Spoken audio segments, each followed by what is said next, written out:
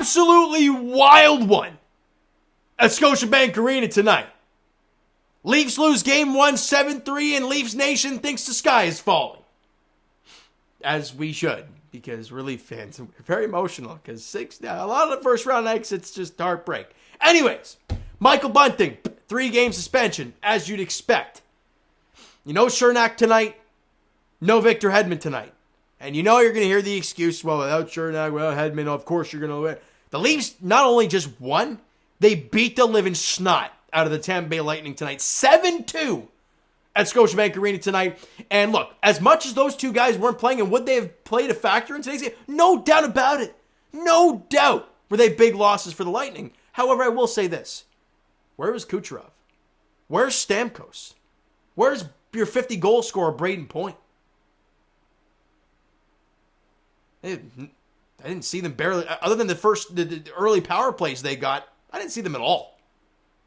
The Leafs did a really good job clogging up the neutral zone, not allowing entries where they were abysmal at in Game 1. Hell, they were awful in every aspect in Game 1, let's be honest. They did a great job tonight. Absolutely phenomenal job.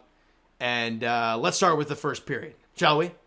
Less than a minute in, they take a penalty, as the Tampa Bay Lightning do quite often, because they lead the NHL in penalties taken.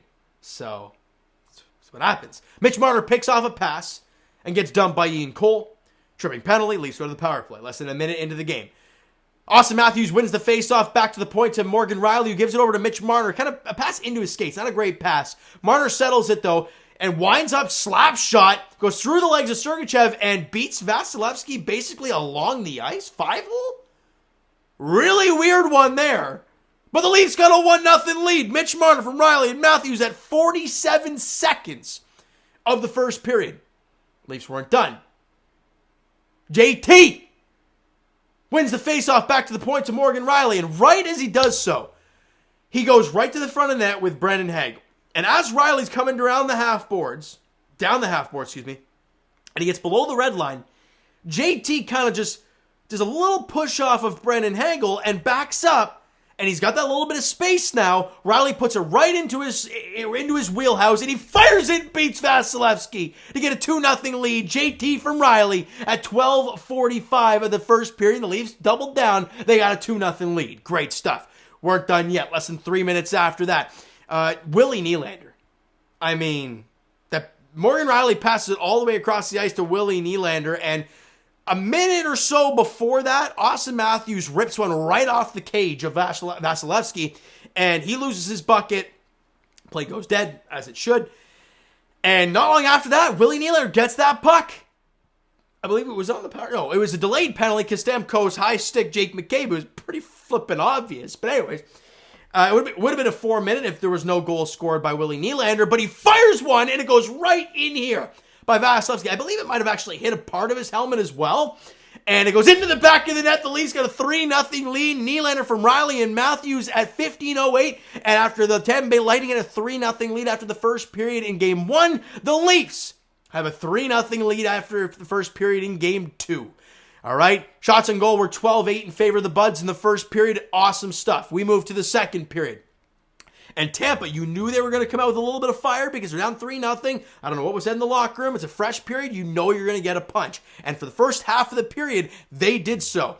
And Ian Cole, I don't like this goal from Samsonov. I thought he was really good in the game, especially early on when it was a tight game and you need some big stops, especially in those early 2 power plays. But Ian Cole comes down, and Samsonov baits shot 100%. Comes sliding out of the crease, and Ian Cole just goes to the back, and there's an empty cage. There you go. Don't like that. Got to stay composed in the net, Sammy. Don't be flying around being way out of position. But either way, you're up 3-1. And Leaf fans right now at that point biting nails, right? We're freaking out. But 5 minutes after that, less than 5 minutes after that, Schen's got the puck, and he exits the Leafs' end. And Nylander just comes through, blazing speed, just takes it off of Luke Schenn. Didn't look like it was, I don't think Luke Schenn even saw him coming. Picks it up, enters the zone, drops it off for Riley, and instead of Nylander just kind of peeling off, he makes a beeline right to the front of the net. What does it do? It backs the defense off, and Morgan Riley just kind of floats one into that area, a general area right in front of Vasilevsky. Nylander gets a piece of it, and it goes off the pad of Vasilevsky. JT's falling up the play, gets the puck, goes to the backhand, and roofs it past Vasilevsky, and the Leafs regain their 3-goal lead. It's 4-1. Tavares from Riley and Nylander at 13-14, and that goal right there was a huge one. Momentum had shifted. The Lightning were really good this first half of the second period, but that goal regained your third 3-goal lead. The fans got hyped up again. The fellas got hyped up because just over 2 minutes after that, Sam Lafferty wins the board battle, gets the puck in front of the net. David Kampf fires it on, and it drops right down past Vasilevsky, and Aston-Reese buries it.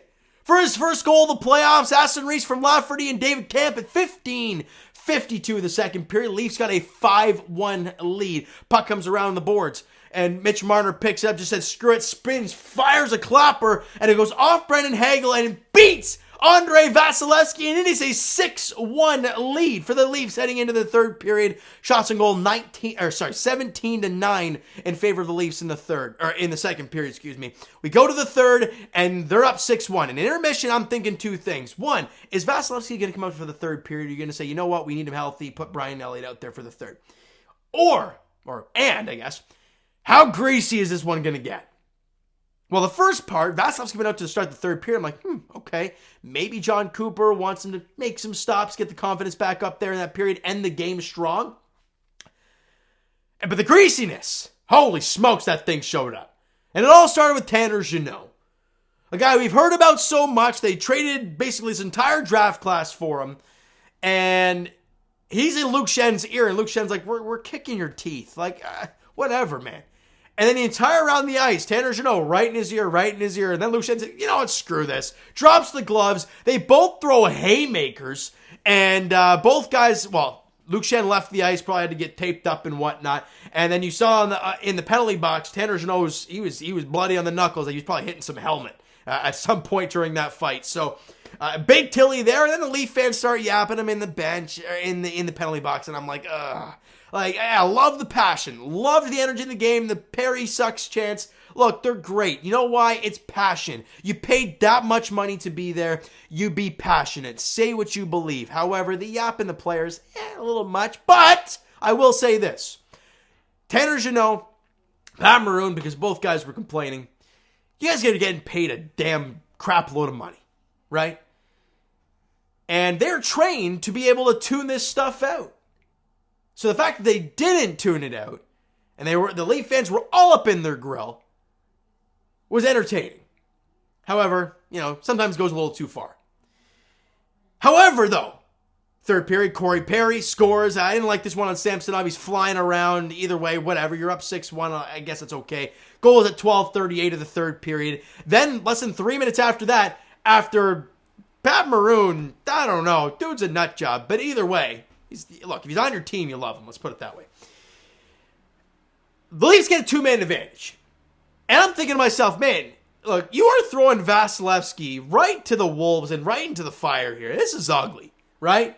And JT gets a puck behind the net, skates to the front, backhands it on, it squeaks through Vasilevsky, and he accidentally kicks it in. JT gets the hat trick. First Leaf hat trick since 2003, where Alex McGillney got a hat trick for the Toronto Maple Leafs.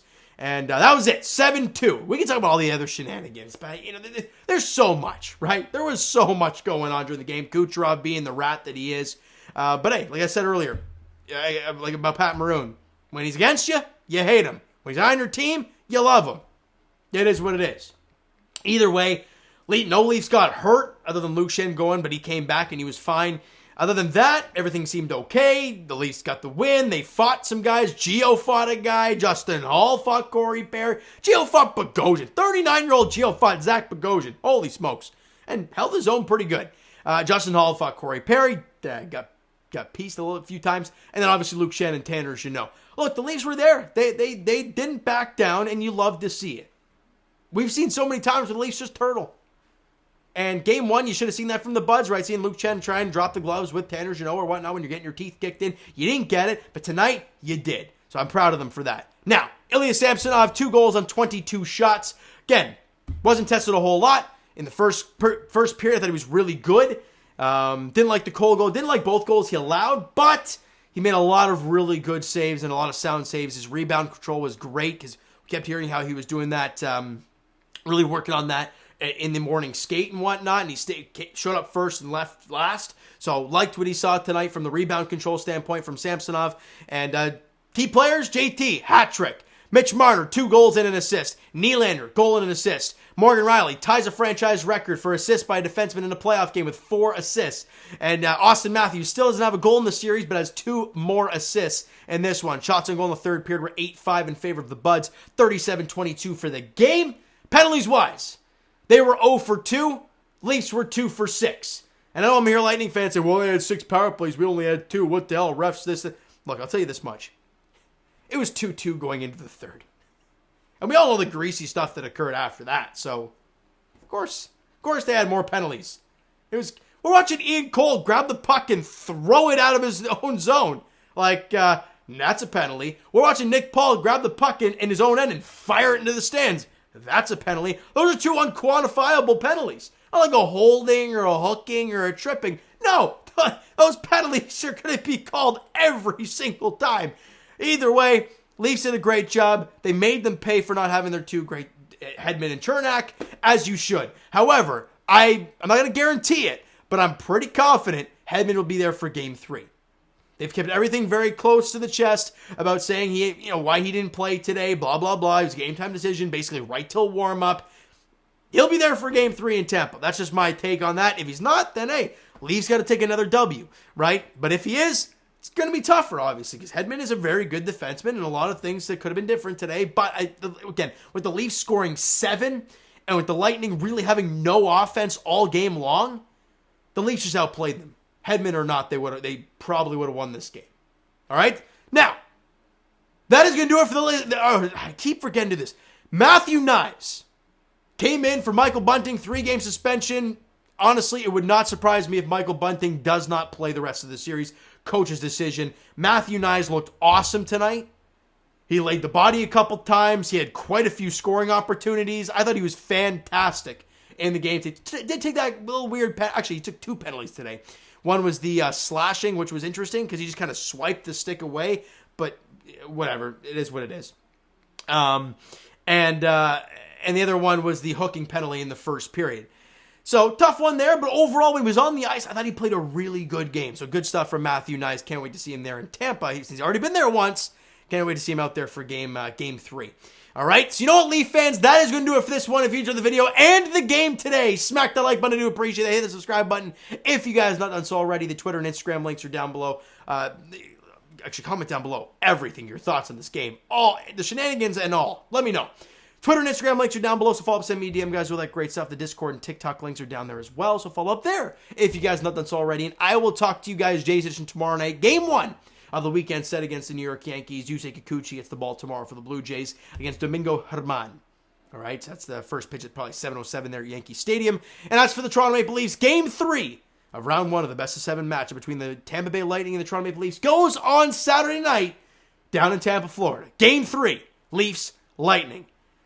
Both teams have blown each other out in Game 1 and Game 2. What happens in Game 3? All right, so thank you guys so much for listening and watching. I hope you enjoyed the video and the game today. We'll talk to you guys then.